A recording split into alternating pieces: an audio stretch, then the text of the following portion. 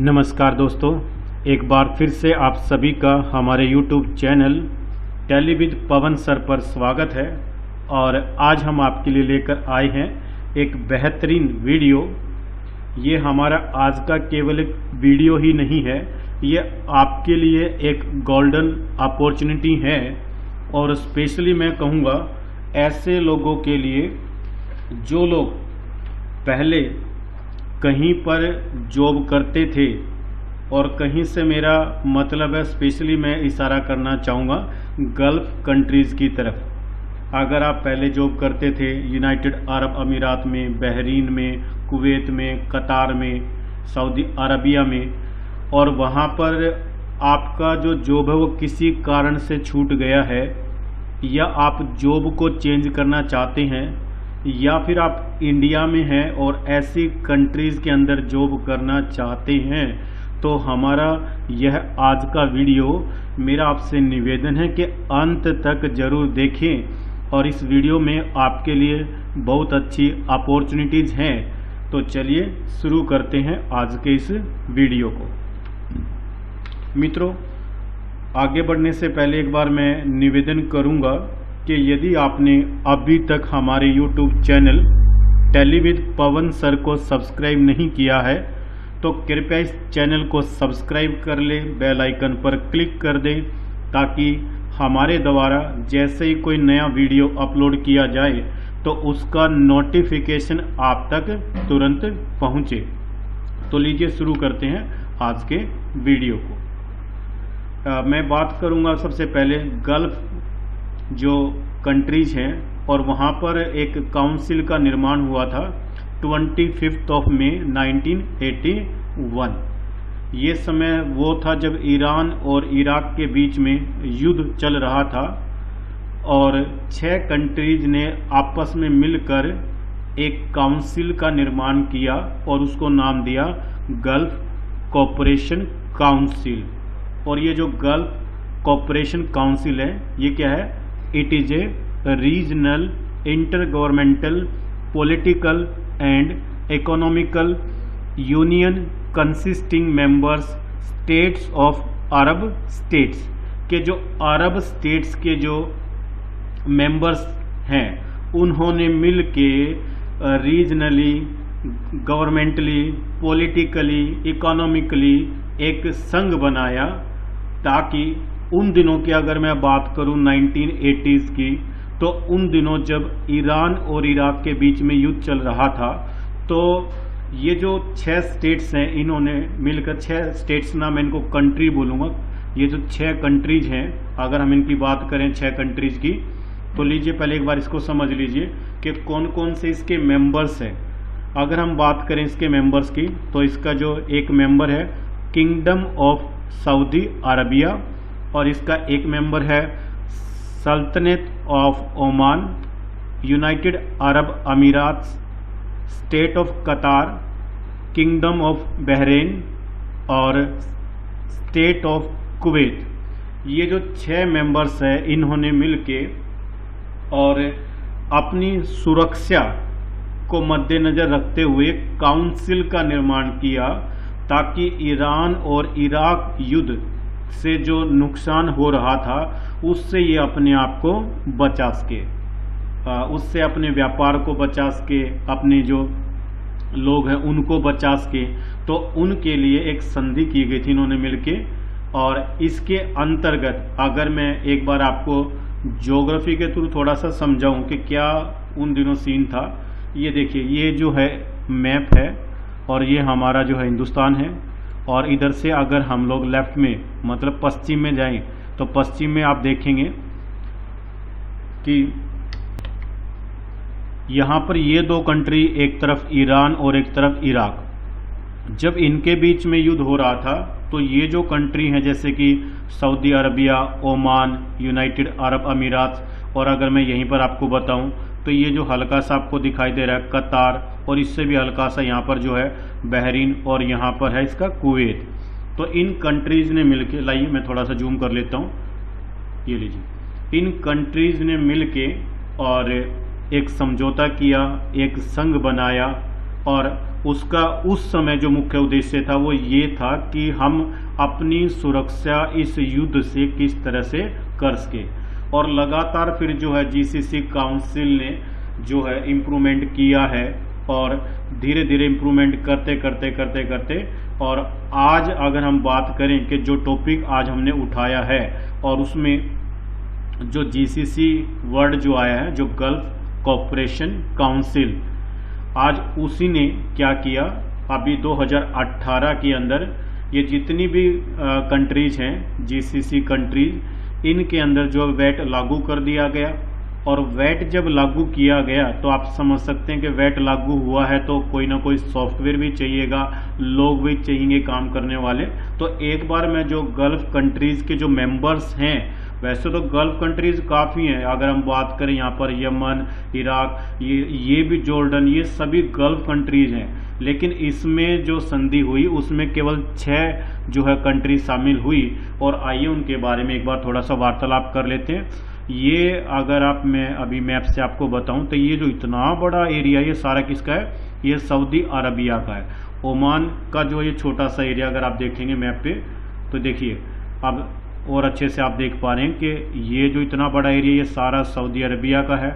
और यहाँ से लेकर के यहाँ तक का जो एरिया है ओमान का है, ये यूनाइटेड अरब अमीरात, जो आप दुबई, अबू धाबी आप सुनते हैं ना, और ये जो एरिया ये कतार का है। यहाँ छोटा सा जो आपको नज़र आ रहा है ये बहरीन है और ये आपका कुवैत है। लीजिए एक बार थोड़ा मोटा मोटा समझ लेते हैं। ये अभी आप जो मैप देख पा रहे हैं ओमान है, ओमान का जो राजधानी मस्काट ये रहा। और इसके बाद में अगर मैं बात करूं तो यहाँ पर आपको यूनाइटेड अरब अमीरात का जो मैप नज़र आ रहा है, इसका जो कैपिटल है अबू धाबी, ये आपको नज़र आ रहा है। और इसी का एक फेमस शहर है दुबई, शारजहां भी यहीं पर है, जो भारत पाकिस्तान के पहले मैच होते थे। और अगर हम आगे बात करें तो इसी में आपको अब यहाँ पर नज़र आ रहा है कतार, और कतार का जो कैपिटल है दोहा आपको नज़र आ रहा है। और इसके बाद में अगर मैं बात करूँ बहरीन का, तो ये बहरीन आप देख रहे हैं चारों तरफ से जो है समुंदर से घिरा हुआ है और इसका जो कैपिटल है मनामा। और अगर हम बात करें, ये देखिए कितना सुंदर जो है देश है बहरीन, और मनामा जो है इसका कैपिटल है। और जो छठा कंट्री है वो है आपका कुवैत। ये लीजिए, ये कुवैत का जो मैप पे आप देख सकते हैं। और ये जो पर्सियन गल्फ है आप देख सकते हैं, यहाँ से पर्सियन गल्फ ये यहाँ तक का सारा। और इसी के सामने जो इधर जो है एक तरफ ईरान और एक तरफ इराक, इधर इराक है और इधर जो है ईरान है। तो उस समय की बात करें तो एक संधि थी अपने देश को बचाने के लिए। और अगर आज की बात करें तो आज ये जो है जितना भी मतलब डेवलपमेंट हो रहा है उसके लिए सारा जो फंड इकट्ठा किया जा रहा है उसी के लिए ये जो टैक्स शुरू किया गया है। अदरवाइज उससे पहले की बात करें तो ये कंट्रीज जो है टैक्स फ्री कंट्रीज थी। और अब इनमें जो है अगर इंडिया से कंपेयर करें तो एक नाम मात्र का टैक्स है। चलिए अभी बात करेंगे आगे। लीजिए ये कुवैत के बारे में आ गया। चलिए अब हम बात करेंगे थोड़ा सा जो हमारी जो जीसीसी काउंसिल के जो मेंबर्स हैं, जिनको हम लोग अरब स्टेट्स जो बोलेंगे, यहाँ पर जो है 1 जनवरी 2018 को वैट लागू कर दिया गया। और अगर हम थोड़ा सा एक बार इन कंट्रीज के बारे में समझें तो जो अरब स्टेट्स हैं, आइए उनकी करेंसीज के बारे में एक बार समझते हैं कि यूनाइटेड अरब अमीरात का करेंसी क्या है, किंगडम ऑफ बहरीन का करेंसी कौन सा है, किंगडम ऑफ सऊदी अरबिया का करेंसी कौन सा है, सल्तनत ऑफ ओमान के बारे में पढ़ेंगे, स्टेट ऑफ कतार के बारे में पढ़ेंगे और स्टेट ऑफ कुवैत के बारे में पढ़ेंगे। ये कुछ ऐसी जानकारी है, मुझे उम्मीद है इनके बारे में आप जान के बड़े खुश होंगे, हैरान भी होंगे कि कितनी महंगी कंट्रीज हैं। चलिए बात करते हैं वन बाय वन, एक एक के बारे में पढ़ेंगे। सबसे पहले हम लोग पढ़ेंगे kingdom of Saudi Arabia. Kingdom of Saudi Arabia, ये जो अगर मैप में आप देख रहे हैं तो ये सारा मैप जो किंगडम ऑफ सऊदी अरबिया का है। और जो लोग वहाँ पर रहते हैं उनके लिए तो ये छोटी सी बात है, लेकिन अगर हम बात करें हिंदुस्तान से, तो हिंदुस्तान से जो लोग इन कंट्रीज में काम करने के लिए जाना चाहते हैं तो उनके लिए ये बातें विशेष हैं। स्पेशली जो करेंसी का वैल्यू है वो एक बहुत बड़ी चीज़ होती है। लीजिए, सऊदी रियाल, इसकी करेंसी का जो नाम है वो है सऊदी रियाल और इसका जो करेंसी कोड है वो है SAR। अगर हम इंडियन करेंसी से इसको कंपेयर करें तो 1 SAR इक्वल टू 19.58 रुपीज़, मतलब मोटा मोटा हम ये कह सकते हैं कि 19-20 रुपये का एक सऊदी रियाल है। मतलब हमारे से उसका जो वैल्यू काफ़ी है, अगर बात करें तो कम से कम 20 गुना तो बोल ही सकते हैं। चलिए अब बात करते हैं जो अगला मेंबर है, दैट इज़ सल्तनत ऑफ ओमान। तो सल्तनत ऑफ ओमान, अभी अगर हम लोग मैप पे देखें तो ये सल्तनत ऑफ ओमान का मैप है और सल्तनत ऑफ ओमान में जो करेंसी चलता है दैट इज़ ओमान रियाल और ओमान रियाल का जो करेंसी कोड है OMR। एक ओमान रियाल का जो कीमत है इंडियन करेंसी में 194.63, मतलब 194 से 195 रुपये का 194 टू 195 रुपीज़ का एक OMR है। मतलब बड़ा जो मैं कहूँगा एक्सपेंसिव करेंसी है। चलिए आगे देखते हैं। अगला जो हमारे पास जो स्टेट अरब स्टेट है वो है हमारा यूनाइटेड अरब अमीरात, जो आप सुनते हैं ना कि दुबई, शारजहाँ हैं और अबू धाबी, वो सारा इसका जो है ये 7 अमीरात से हैं। वो 7 अमीरात से बन के, अमीरात मतलब जो अमीर वर्ड जो हम कहते हैं ना शेख, ये 7 अमीरात से यूनाइटेड अरब अमीरात के अंदर, और वहाँ का जो करेंसी है उसका नाम है UAED, यूनाइटेड अरब अमीरात, और डी फॉर दिरहाम, और एक सिंगल 1 AED इक्वल टू 20.40, मतलब तकरीबन 20-20.5 रुपये का एक जो है यूनाइटेड अरब अमीरात का दिरहाम है। चलिए आगे बढ़ते हैं। ये चीज़ें हमें टैली में बड़ी मदद करेंगी, मैं आपको पहले बता देता हूँ। Kingdom of Bahrain, kingdom of Bahrain के अंदर जो करेंसी है उसका नाम है बहरीनी दिनार, और एक बहरीनी दिनार का जो इंडियन करेंसी में वैल्यू है वो है ₹198.77 पैसा, और इसको हम ये कह सकते हैं कि अराउंड ये लगभग 200 के आसपास रहता है, अगर आपको मैं ओवरऑल बताऊं तो। और अब आगे बढ़ते हैं। आप देख रहे हैं कितना महंगा कंट्री है? मतलब हमारी करेंसी की वैल्यू इनके सामने क्या है, आप देखिए। आगे बढ़ते हैं और अब है जो 5वां जो कंट्री है वो है स्टेट ऑफ कतार, और ये स्टेट ऑफ कतार आप मैप में देख सकते हैं, यहाँ पर है।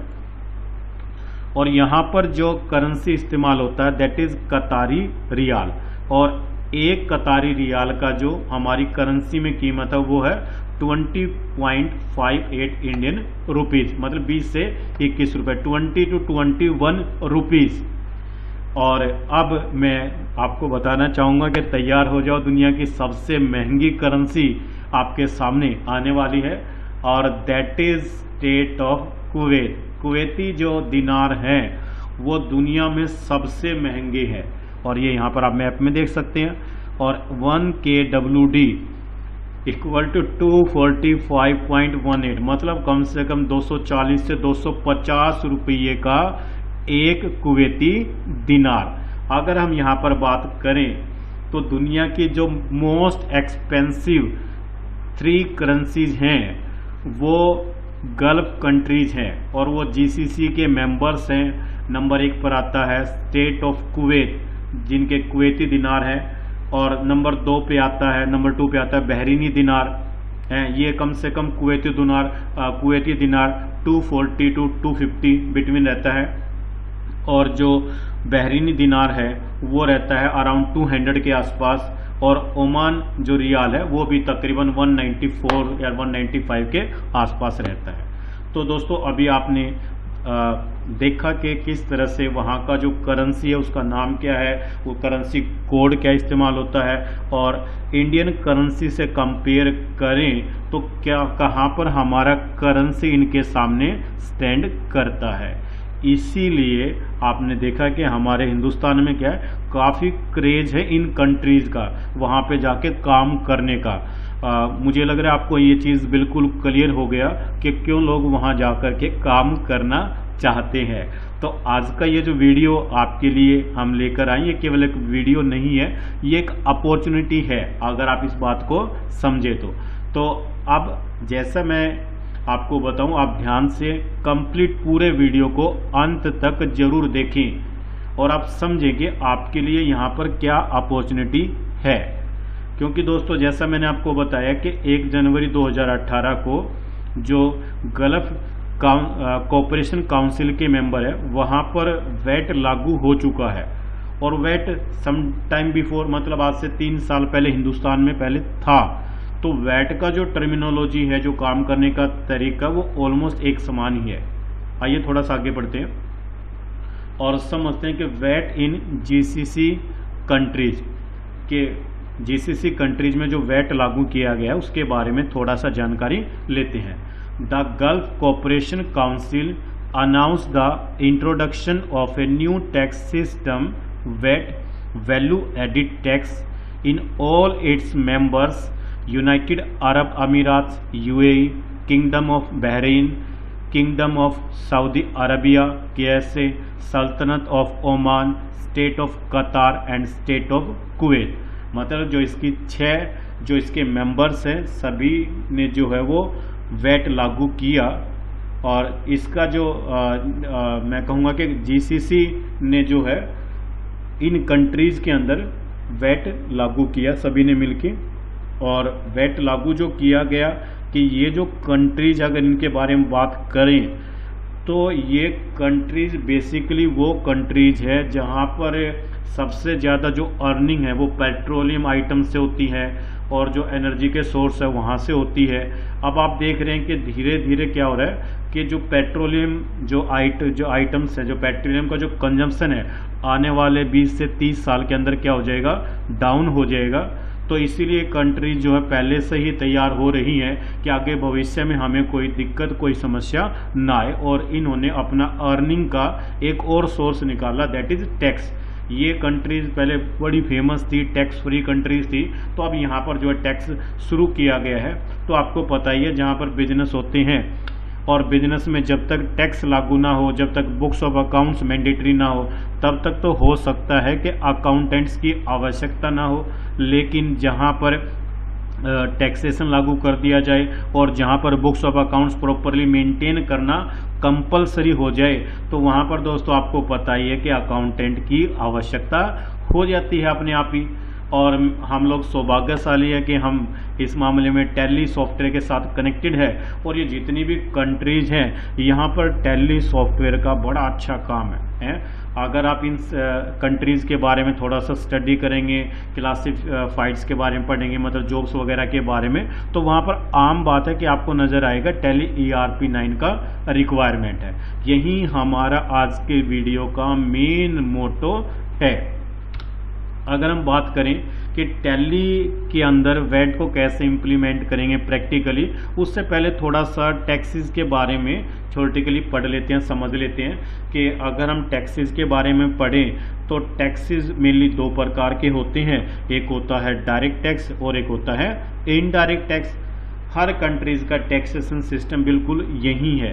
अगर हम बात करें डायरेक्ट टैक्सेस की, तो direct taxes is type of tax in which the incidence of tax and the burden of tax is on the same person or business entity।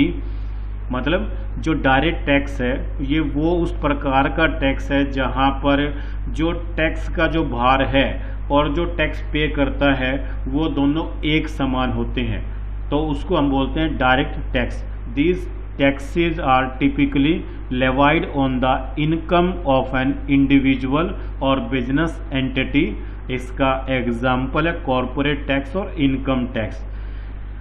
अगर हम बात करें in this case, tax is paid by the individual who earns need to pay tax to the tax authority.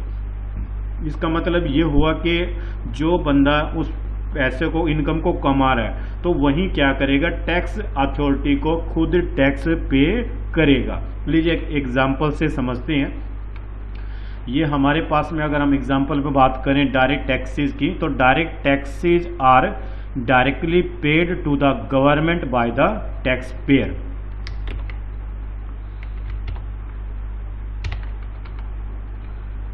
ये जो है मान लीजिए mister Ram हैं और राम एक स्कूल कॉलेज के अंदर एक लेक्चरर हैं और ये वहाँ से जो भी अर्निंग कमाते हैं दैट इज हिज इनकम, और ये अपनी इनकम के ऊपर जो टैक्स पे करते हैं that is called income tax. और ये अपनी इनकम के ऊपर अपना इनकम टैक्स खुद गवर्नमेंट के पास जमा करवाते हैं, टैक्स अथॉरिटी के पास जमा करवाते हैं। That is the example of direct tax कि इसमें जिसने कमाया उसने खुद सरकार को, टैक्स अथॉरिटी को अपना टैक्स पे किया। अब हम बात करते हैं जो दूसरे प्रकार का टैक्स होता है that is indirect tax. Indirect taxes is type of tax in which the incidence of tax and burden of tax is on the different person, मतलब जिसके अंदर जो टैक्स का जो इंसिडेंस है, मतलब टैक्स जो लगाया गया वो एक अलग बंदा है और टैक्स का जो भार उठाएगा वो एक अलग बंदा है या अलग बिजनेस है। तो ये होता है इनडायरेक्ट टैक्स, मतलब टैक्स किसी का भरे कोई।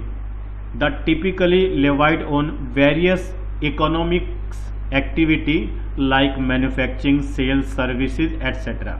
और इसके जो एग्जांपल है जैसे कि sales tax, excise duty etcetera. और इसमें क्या होता है, in this case finally tax is to be paid by the end consumer. जो इनडायरेक्ट टैक्स होता है वो अंततः मतलब लास्ट में जो एंड कंज्यूमर होता है वो उसको पे करता है। तो आइए ग्राफ के थ्रू समझते हैं कि इनडायरेक्ट टैक्सेस क्या होता है। अगर हम बात करें इनडायरेक्ट टैक्सेस की तो indirect taxes are charged on manufacture और sale of goods and services and these are taxes that are passed on to the consumers.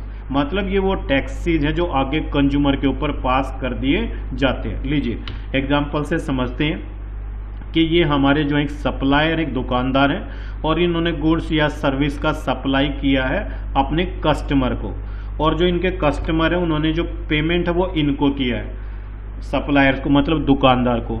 और जो बायर्स है उसने जो पेमेंट किया तो इंक्लूडिंग टैक्स पेमेंट किया, और वो जो टैक्स है वो बायर का जो टैक्स है वो किसके पास गया, सप्लायर के पास। मतलब सप्लायर ने उस टैक्स को कलेक्ट किया है।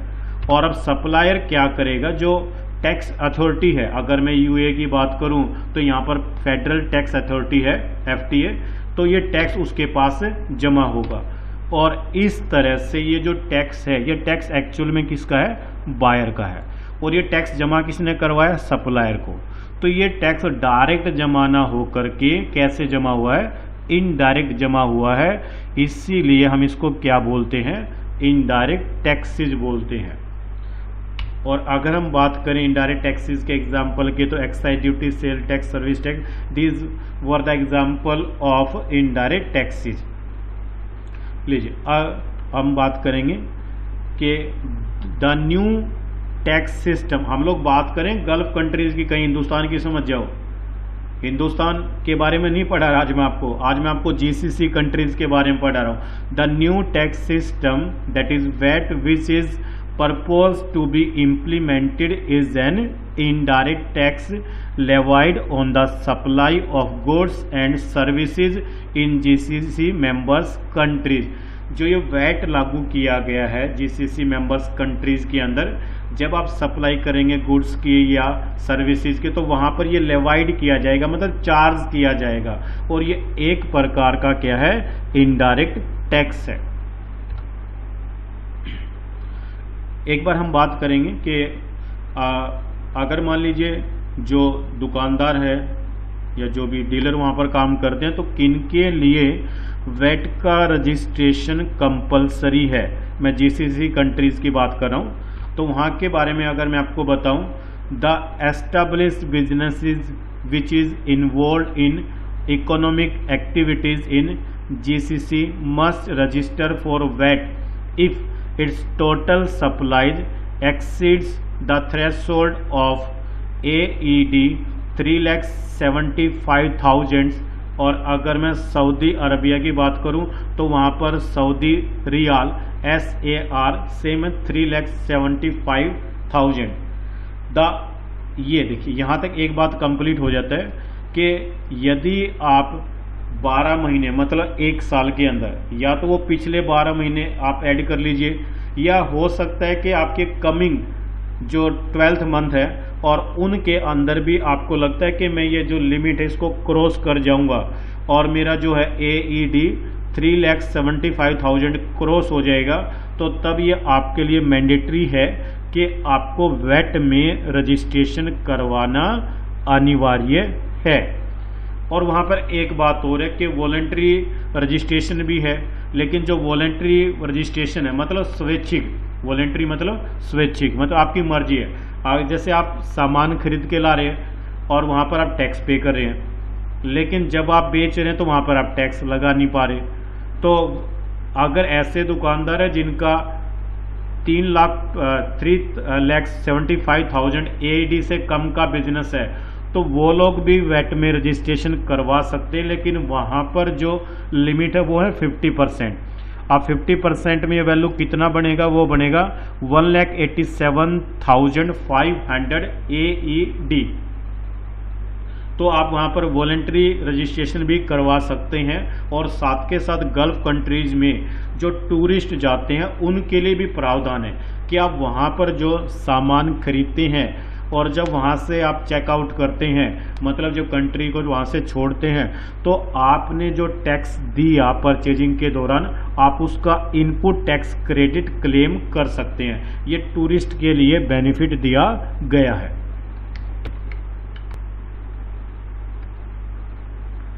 अब अगर हम बात करें कि जो थ्रेशोल्ड लिमिट जो सेट किया गया, तो थ्रेशोल्ड लिमिट के अंदर कौन कौन सा सेल इसमें इंक्लूड किया जाता है। देखिए, जो आपने सप्लाईज किया, मतलब जो आपने सेल किया, जो स्टैंडर्ड वैट रेट है, अगर मैं इन गल्फ कंट्रीज के बारे में बताऊं, या गल्फ कंट्रीज ना बोल के मैं इनको बोलूँगा GCC कंट्रीज, तो ये जो GCC कंट्रीज है इनमें जो वैट का जो स्टैंडर्ड रेट है वो है 5%। इसलिए मैं आपको कह रहा था कि हिंदुस्तान से कंपेयर करें तो वहाँ तो टैक्स का रेट बेहद कम है, सभी आइटम्स पे वहाँ पर 5% मतलब मैक्सिमम। इसके अलावा वही इंडियन स्टैंडर्ड है, वहाँ पर भी क्या है कि टैक्सेबल भी है, एग्जेम्प्टेड भी है और नील रेटेड भी है। तो टैक्सेबल की मैं बात कर रहा हूँ कि टैक्सेबल में वहाँ पर जो स्टैंडर्ड रेट रखा गया वो 5% रखा गया।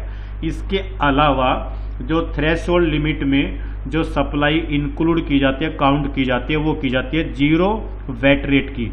और इसके अलावा आपने कोई ऐसा सर्विस परचेज किया, रिसीव किया, जिसके ऊपर आपको रिवर्स चार्ज पे करना पड़ा, और या फिर आपने कोई इंपोर्ट किया, तो इंपोर्ट्स को भी थ्रेशोल्ड लिमिट के अंदर ऐड किया गया है, क्योंकि इनके ऊपर भी आपको टैक्स देना पड़ता है, इसके ऊपर भी आपको टैक्स देना पड़ता है और इसके ऊपर भी आपको टैक्स देना पड़ता है।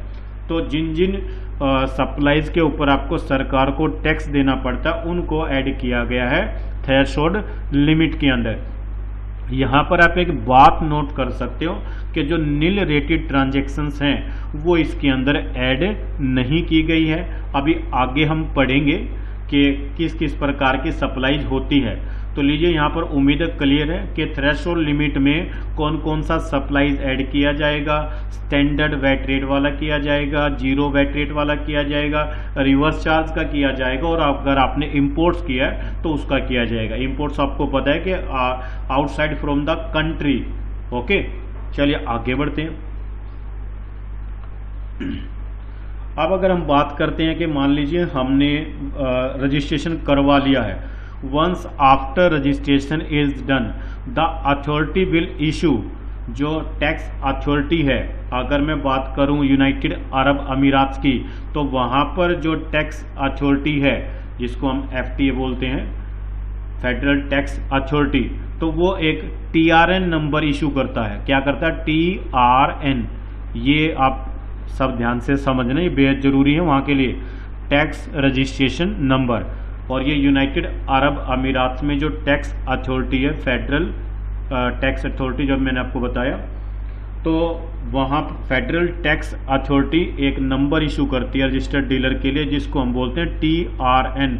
ये 15 कैरेक्टर का एक नंबर होता है और इसी तरह से अगर मैं बात करूं सऊदी अरबिया की, तो वहाँ पर जो रजिस्टर्ड डीलर को जो एक नंबर इशू किया जाता है वो किया जाता है tax identification number, that is called tin number. जैसे अपने हिंदुस्तान में होता था, यहाँ पर भी क्या होता था, टिन नंबर होते थे रजिस्टर्ड डीलर के, और उसका फुल फॉर्म क्या होता था, टैक्स आइडेंटिफिकेशन नंबर। ओके, तो ये दो बातें आपको ध्यान रखनी है, एक सऊदी अरबिया से रिलेटेड और एक है यूनाइटेड अरब अमीरात से। वहाँ पर जो फेडरल टैक्स अथॉरिटी है वो रजिस्टर्ड डीलर को TRN नंबर इशू करती है 15 कैरेक्टर का, जिसका नाम हुआ टैक्स रजिस्ट्रेशन नंबर। और इसी तरह से सऊदी अरबिया की अगर मैं बात करूं तो वहाँ पर जो अथॉरिटी है उसका नाम है जनरल अथॉरिटी फॉर ज़कात एंड टैक्स, जिसको हम बोलते हैं GAZT। और वो जो टिन नंबर इशू करती है that is tax identification number, वो भी 15 कैरेक्टर का ही होता है। तो ये हो गया वैट रजिस्ट्रेशन संबंधित कि किस दुकानदार को करवाना चाहिए और रजिस्ट्रेशन करवाने के बाद हमें टैक्स अथॉरिटी से क्या मिलता है। चलिए अब आगे की बात करते हैं कि जो रजिस्टर्ड डीलर है, जो यूनाइटेड अरब अमीरात के जो रजिस्टर्ड डीलर हैं, वो जितने भी उनका टैक्स जो बनता है और जो उनकी रिटर्नें होती हैं वो कहाँ पर फाइल करते हैं, वो करते हैं FTA that is federal tax authority. मतलब जो रजिस्टर्ड डीलर है उसको अपना टैक्स जो पे करना है और जो वैट की जो रिटर्नें जमा करवानी है वो सारी किसके पास जमा करवानी है, फेडरल टैक्स अथॉरिटी में वो जो है वो सबमिट करवानी है। अगर मैं बात करूं सऊदी अरबिया की, तो यहाँ पर जो आप टैक्स जमा करवाएंगे या यहाँ पर जो आप वैट की रिटर्न फाइल करवाएंगे वो कहाँ पर करवाएंगे, GAZT जनरल अथॉरिटी फॉर ज़कात एंड टैक्स। देखिए यहाँ पर बाकी सारे शब्द आपकी समझ में आएंगे। ज़कात का मीनिंग क्या बताया गया है कि जो हम कमाते उसमें से जो हम एक हिस्सा रख देते हैं ना दान पुण्य के लिए, कहते हैं ये मेरा दान है, या आप इसको कर बोल लो, महसूल बोल लो, या आपने एक शब्द सुना होगा खैरात। तो ये वही है कि मतलब आपने अपनी कमाई का एक हिस्सा सरकार को देने के लिए अलग से निकाल लिया। तो उम्मीद करूंगा आपको समझ में आया कि यहाँ पर क्या सिस्टम है कि रजिस्ट्रेशन कब करवाना है। रजिस्ट्रेशन के बाद आपको टिन नंबर मिलेगा, टेन नंबर मिलेगा, और फिर उसके बाद में आपको मंथली या क्वार्टरली जो है वो वहाँ पर रिटर्न का प्रोसेस होता है। और ये जो रिटर्न है, अगर मैं यूनाइटेड अरब अमीरात की बात करूँ तो यहाँ पर FTA फेडरल टैक्स अथॉरिटी में जो है वो जमा करवाया जाता है। अब हम बात करते हैं कि different types of VAT supplies. ये 3 प्रकार की होती हैं। एक होते हैं taxable supplies at standard rate. अब इसके अंदर क्या आता है, इसके अंदर आता है movement of taxable goods and services at standard VAT rate, और which takes place within the country. मतलब कंट्री के अंदर ये जो है वो सप्लाई किया गया, सेल किया गया, और इसके ऊपर जो वैट चार्ज किया जाएगा वो स्टैंडर्ड रेट के अकॉर्डिंग किया जाएगा। और यहाँ पर जो स्टैंडर्ड रेट है वो कितना है, वो है 5%। चलिए अब जो सेकंड सप्लाई है, जो सप्लाई का सेकंड टाइप है that is VAT supplies at 0 rate. अब हम बात करेंगे movement of taxable goods and services at 0 rate which takes place within the country. ये भी वही है, विद इन द कंट्री का है लाइक। और इसके अंदर कौन कौन सा आता है, देखिए 0 रेट में क्या क्या आता है, बेसिक फूड आइटम्स आती हैं, या आपने बाहर जो एक्सपोर्ट किया है, और इसमें जो आपने इंटरनेशनल सर्विसेज प्रोवाइड की है वो इसके अंदर आता है 0 रेटेड में।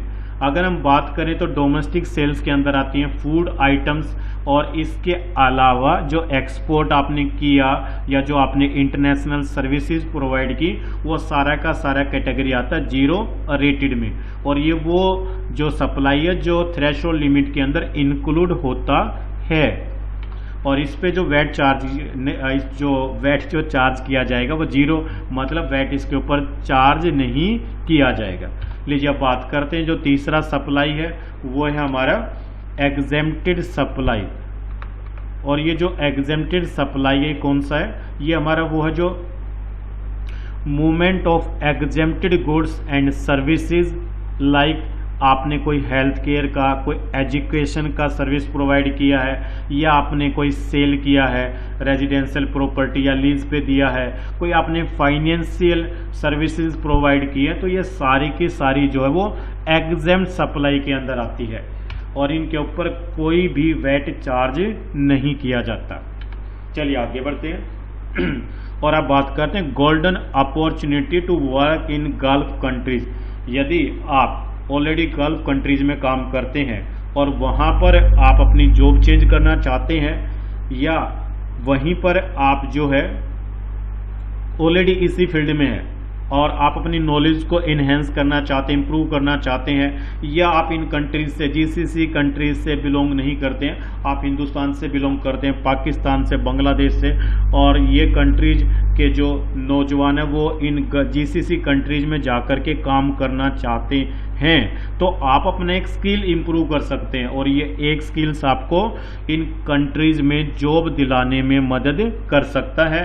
और इसके लिए मैं आपको इनवाइट करना चाहूँगा कि join our online live personal training programme.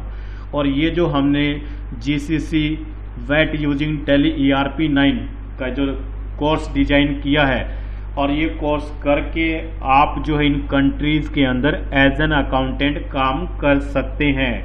आप एज ए टैक्स एडवाइज़र भी काम कर सकते हैं। हमारे यहाँ पर आपने देखा कितने सारे CAs हैं, तो ये जो आप में से अगर कोई CA इस वीडियो को देख रहा है तो मैं आपको कहूँगा, मुझे पता है कि इन कंट्रीज़ में आप किस तरह से सेट हो सकते हैं, किस तरह से काम कर सकते हैं, तो मैं आपको गाइड कर सकता हूँ। पता है का मतलब ये नहीं है कि मैं बीच में दलाल हूँ, मुझे ये पता है कि यहाँ पर आप किस तरह से काम कर सकते हैं, काम कैसे मिलेगा, सरकार का प्रोसीजर क्या है। ओके, ये आप भी सर्च कर सकते हैं, मैंने भी तो मेहनत की है ना, तो आप भी तो कर सकते हैं। और मैंने काफ़ी पढ़ा है इसको, और मैं कहूँगा जो हमारे CA हैं आपके लिए गोल्डन अपॉर्चुनिटी है कि आप जीसीसी कंट्रीज में जा कर के as a tax adviser, tax expert अपना काम कर सकते हैं। और करेंसी की क्या वैल्यू वो तो आपको पता ही है। चलिए अब हम बात करेंगे कि जो हमने कोर्स डिजाइन किया है उसमें क्या क्या बातें रहेंगी। आप कई बार पूछते हैं सर इस कोर्स का TOC क्या रहेगा, क्या डिटेल रहेगा, तो ये स्पेशल वीडियो इसी चीज़ के लिए बनाया जा रहा है कि इसमें आपको करवाया क्या जाएगा। लीजिए अब हम बात करते हैं कि इस कोर्स के जो मेन पॉइंट्स है उसमें सबसे पहले इंट्रोडक्शन टू वैट, और वैट इन जीसीसी कंट्रीज़ के अंदर वहाँ का वैट सिस्टम क्या है, और वहाँ पर जो जीसीसी काउंसिल है वो क्यों वैट लेकर के आई है। वैट का रजिस्ट्रेशन थोड़ा सा मैंने अभी आपको बता दिया, उसमें आपको लाइव बताया जाएगा। और जीसीसी के अंदर जो वैट का कंप्यूटेशन किस तरह से किया जाएगा, मतलब कितना सरकार को टैक्स देना है, ये किस प्रकार से निकाला जाएगा। जो different types of VAT supplies है उनको कैसे अंडरस्टैंड किया जाएगा। लीजिए और बात करते हैं टैली के अंदर ये सारा काम कैसे किया जाए, टैली में वैट कैसे मेंटेन किया जाएगा। और इसके अंदर रहेगा recording of Gulf VAT transactions, मतलब जो उन कंट्रीज़ की इंटरनली जो ट्रांजेक्शनों के बारे में बात करेंगे। Accounting of domestic taxable transaction at standard rate, standard rate के ऊपर जो डोमेस्टिक आप सेल करेंगे उसके अंदर आपने परचेज ऑफ टैक्सेबल गुड्स का ट्रांजैक्शन कैसे रिकॉर्ड करना है, सेल्स ऑफ टैक्सेबल गुड्स का ट्रांजैक्शन आपने कैसे रिकॉर्ड करना है। Accounting of intra GCC transactions, मतलब ये जो 6 मेंबर्स हैं ये जब आपस में सामान एक दूसरे को बेचते हैं या खरीदते हैं तो वो ट्रांजैक्शन आप कैसे रिकॉर्ड्स करेंगे। Intra GCC supply, export with in GCC countries, intra GCC purchase under reverse charge. आप बार बार यहाँ पर भी रिवर्स चार्ज पूछते हैं, तो रिवर्स चार्ज वहाँ पर भी है। हिंदुस्तान में भी जब वैट होता था तो यहाँ पर भी रिवर्स चार्ज होता था। लीजिए अब हम बात करेंगे परचेज रिटर्न्स और सेल्स रिटर्न का ट्रांजैक्शंस कैसे रिकॉर्ड किया जाएगा। एडवांस रिसिप्ट्स, जब आप एडवांस में पैसा लेते हैं तो उसके ऊपर आपको सरकार को टैक्स देना पड़ेगा। Imports from the outside GCC countries, जो जीसीसी कंट्रीज है मतलब ऑल ओवर द वर्ल्ड अगर आपने परचेज किया तो आप किस तरह से उसका ट्रांजैक्शन रिकॉर्ड करेंगे। आप वैट पेड करके आए हो कस्टम पे, या हो सकता है आपने वैट पेड ना किया हो। एक्सपोर्ट आपने किया है जीसीसी कंट्रीज के आउटसाइड। एग्जेम्प्ट सप्लाई का आप ट्रांजैक्शन कैसे रिकॉर्ड करेंगे। Accounting of purchase of capital assets, अगर आपने खरीदे तो उनकी अकाउंटिंग आप कैसे रिकॉर्ड करेंगे। और इसी में आगे इंक्लूसिव ऑफ टैक्स, कैसे आप इनवॉइस इशू करेंगे। Transfer of right to use, कई बार क्या होता है कि सामान आपने खरीदा, रास्ते में से आके ट्रांसफर कर दिया, तो उसका ट्रांजैक्शन आप कैसे रिकॉर्ड करेंगे। जीरो रेटेड सप्लाईज का ट्रांजैक्शन कैसे रिकॉर्ड करेंगे। आप अकाउंटिंग ऑफ सर्विस ट्रांजैक्शंस कैसे रिकॉर्ड करेंगे, मतलब सर्विसेज में अगर आप डील करते हैं तो उनकी अकाउंटिंग आप टैली में कैसे करेंगे। Recording sales invoice against advance received in last return period, जो पिछले महीने का जो पीरियड था, मान लीजिए उसमें आपने एडवांस ले लिया और उस एडवांस के अगेंस्ट इस महीने आप सेल करें तो उसका ट्रांजैक्शन कैसे आप रिकॉर्ड करेंगे। Supply on profit margin under GCC VAT कैसे मेंटेन किया जाएगा। Reversal of input tax under GCC VAT कैसे निकाला जाएगा। Import of subsequent sales under GCC VAT और सब्सिक्वेंट सेल कैसे की जाएगी, इसकी अकाउंटेबिलिटी टैली में किस प्रकार की जाएगी। और इसी में फिर आगे आपको सिखाया जाएगा कि जो वैट की इनवॉइस है वो आप कैसे प्रिंट करेंगे, पीओएस इनवॉइस आप कैसे प्रिंट करेंगे। और इन इनवॉइस की खासियत है कि इनको आप बाइलिंगुअल प्रिंट कर सकते हैं, आप इंग्लिश में प्रिंट कर सकते हैं, अरबिक में प्रिंट कर सकते हैं। तो यदि आप इन कंट्रीज में काम करना चाहते हैं तो आपको एक तो इंग्लिश भाषा, दूसरा अरबिक और तीसरा हिंदी भाषा भी काफ़ी यहाँ पर चलता है, तो हिंदी को नॉर्मली लोग यहाँ पर समझते हैं। चलिए, payment of VAT to the tax authority, tax authority के पास आप टैक्स का पेमेंट कैसे जमा करवाएंगे। जब टैक्स पेमेंट का रिकन्सिलेशन कैसे होगा, और वैट का रिपोर्ट एनालिसिस कैसे, जैसे कि वैट रिटर्न्स, उसके अंदर एडवांस रिसिप्ट रिपोर्ट्स कैसे निकाले जाते हैं, रिवर्स चार्ज रिपोर्ट्स। और अगर हम बात करें तो रिटर्न का फाइलिंग कैसे किया जाएगा। और सबसे लास्ट में जो रहता है वो क्या रहता है कि जो फेडरल टैक्स अथॉरिटी है वो एक ऑडिट फाइल आपसे मांगती है। तो वो ये सारा का सारा काम आपको टैली के अंदर इस कोर्स में सिखाया जाएगा।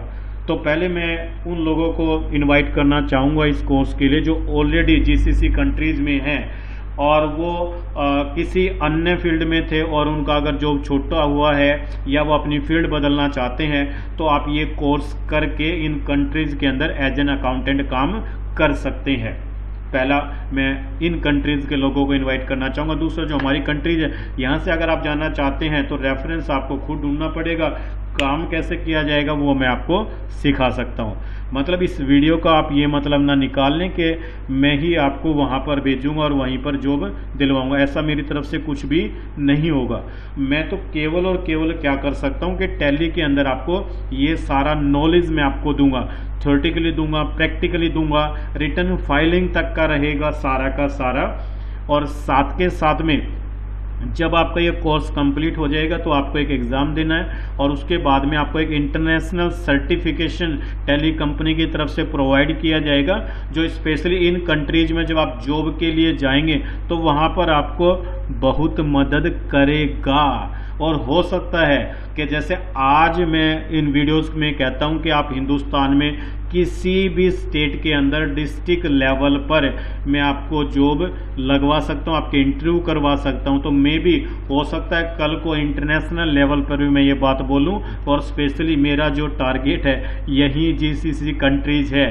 तो देखते हैं कभी ऐसा माहौल बनता है कि हम यहीं बैठे बैठे ये कहें कि वहाँ पर जॉब लगवाई जा सकती है, लेकिन आज की डेट में ये संभव नहीं। आज की डेट में आपको नॉलेज दे सकता हूँ, सर्टिफिकेशन दे सकता हूँ। और आगे बढ़ने से पहले एक स्टोरी भी शेयर करना चाहूँगा। और आपने ये टाइटल सुना होगा, दुनिया का सबसे बड़ा रोग क्या कहेंगे लोग। एक बार क्या होता है कि एक दादाजी होता है, once there was a grandfather and grandson. और इंग्लिश भी सीखना पड़ेगा मुझे साथ के साथ में इन कंट्रीज़ को पढ़ाने के लिए। चलिए मैं अपनी तैयारी कर रहा हूँ और अभी आज का जो स्टोरी है वो मैं हिंदी में चला देता हूँ। क्या होता है कि एक बार एक दादाजी होते हैं और एक उसका पोता होता है। तो वो दोनों एक गधा मतलब डोंकी को परचेज करके अपने घर की तरफ लेके आ रहे होते हैं। ध्यान देना, बड़ी इंटरेस्टिंग स्टोरी है। और क्या होता है कि धूप होती है, गर्मी होती है, जैसे आजकल का टेम्परेचर है। और ये जो कंट्रीज है ना, इन कंट्रीज में गर्मी बहुत ज़्यादा होती है। बहरीन में अभी मेरी कल ही बात हुई है, मेरे छोटे भाई साहब रहते हैं वहाँ पर, उन्होंने बताया कि भाई साहब यहाँ पर 55 डिग्री टेम्परेचर है, मर जाते हैं गर्मी में। तो हमारे यहाँ तो हम 45 में मर जाते हैं। चलिए अब बात करते हैं स्टोरी के ऊपर, कॉन्सेंट्रेट करते हैं कि एक दादा होता है और एक पोता होता है और वो गधे को, डोंकी को खरीद के लेके आ रहे होते हैं। तो रास्ते में क्या होता है कि दादाजी की उम्र के एक सज्जन उनको मिल जाते हैं और वो कहते हैं दादाजी को कि भाई, दादाजी का कोई भी नाम रख लो, कि भाई आप इतनी गर्मी में इस बेचारे पोते को, पोता बेचारा मरियल सा मतलब कमज़ोर सा, क्यों इसको मार रहे हो, और इसको गधे पे बैठा लो, ये आराम से बैठ के चला जाएगा। अब क्या होता है, दादाजी उनको उनकी बात अच्छी लगती है, दादाजी उसको गधे के ऊपर बैठा लेते हैं और थोड़ा ही दूर चलते हैं कि एक नौजवान साथी आप जैसा 18-20 साल का टकराता है सामने से, और वो उस पोते को कहता है कि भाई तू शर्म करना, ये जो दादाजी इसकी तो इतनी उम्र हो रखी है और तू जवान है, और तू जवान तो जो गधे पे बैठा है, और ये बेचारे जो हैं पैदल चलने लग रहे हैं। तो अब क्या होता है कि जो पोता है वो भी उतर जाता है और एक बार सोचता अब करें क्या। अब क्या है कि दोनों गधे के ऊपर बैठ जाते हैं, और दोनों जब गधे के ऊपर बैठ जाते हैं और चलने लग जाते हैं, क्योंकि दादा बैठे तो परेशानी, पोता बैठे तो परेशानी, अब दोनों बैठ गए उसके ऊपर। तो आगे जैसे ही थोड़ा सा चलते हैं तो एक और समझदार आदमी आ जाता है और वो कहता है कि भाई तुम दोनों इंसानों को शर्म नहीं आती, ये बेचारा इतना कमज़ोर सा गधा है और तुम दोनों के दोनों इस पर बैठ गए, इसकी जान निकलेगी तो। अब वो दोनों रुक जाते हैं और सोचते हैं करें क्या। और अंत में कहानी का जो एंड है बड़ा इंटरेस्टिंग है। और वो जब दादा और पोता अपने घर में, अपनी गली में, अपने गांव में, अपने मोहल्ले में गधे को लेके आते हैं तो सीन पता है क्या है, वो दोनों मिलके गधे को अपने सिर पे बैठा करके लेकर के आते हैं।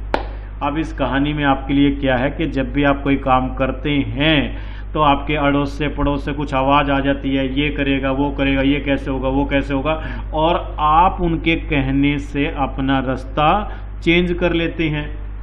और अगर आप इस तरह से रास्ता चेंज करेंगे और या आप इस तरह से दूसरों के कहे अनुसार काम करेंगे, अपनी बुद्धि से काम नहीं करेंगे, तो आपके साथ भी क्या होगा, आप भी अपनी ज़िंदगी में गधों को, वो मैं उनको गधों ही कह रहा हूँ जो आपके आस पड़ोस में आपको कहते हैं, ये सलाह देते हैं, ये कर ले वो कर ले हैं, तो उनको अपने सिर पे बैठा के लेके जाओगे, मतलब उनकी बातों को आप ज़्यादा प्रायोरिटी दोगे। आप ऐसा ना करें, आप अपनी फील्ड का चुनाव करें, उस पर लगातार मेहनत करें, आप अपनी फील्ड को ना बदलें, आप अपने प्रयत्न करते रहें, कॉन्टिन्यूसली प्रयास जारी रखें। और अब मैं बात करूँगा, ये सारी बातें हमने कर लीजिए, ये सारा आपको सिखाया जाएगा।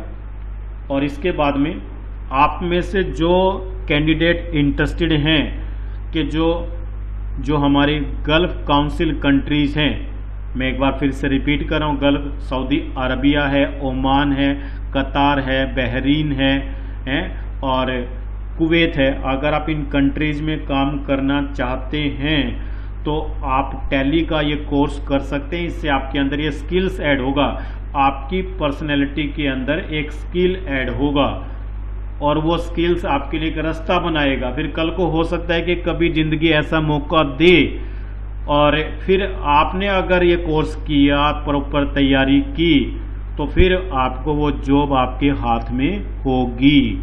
और अगर आप उन्हीं कंट्री से बिलोंग करते हैं और आपका अभी कोविड-19 की वजह से जॉब छूटा है, तो आप एक नई फील्ड में आ सकते हैं और इस फील्ड में आकर के आप टैली सीख सकते हैं और काफ़ी स्कोप है। आप खुद अपने आसपास में पता करें, आपके जो बिजनेस है जहाँ पर, वहाँ पर मोस्टली जगह आपको जो है टैली सॉफ्टवेयर इंस्टॉल्ड मिलेगा और आप ये सॉफ्टवेयर सीख के अपना जॉब पा सकते हैं। अब मैं बात करूँगा कि जो कैंडिडेट इंटरेस्टेड हैं इस कोर्स में, तो उनके लिए क्या है कि आप मुझे कॉल कर सकते हैं अगर आप कोई और जानकारी चाहते हैं तो।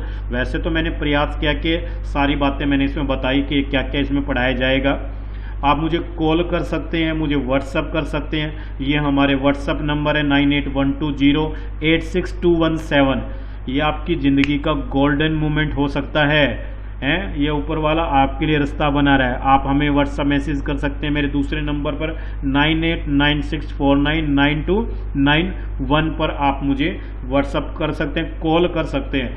ये जो कोर्स है, अगर आपको टैली का प्रॉपर नॉलेज है तो आप अराउंड 2 मंथ्स के अंदर इसको आसानी से कंप्लीट कर सकते हैं।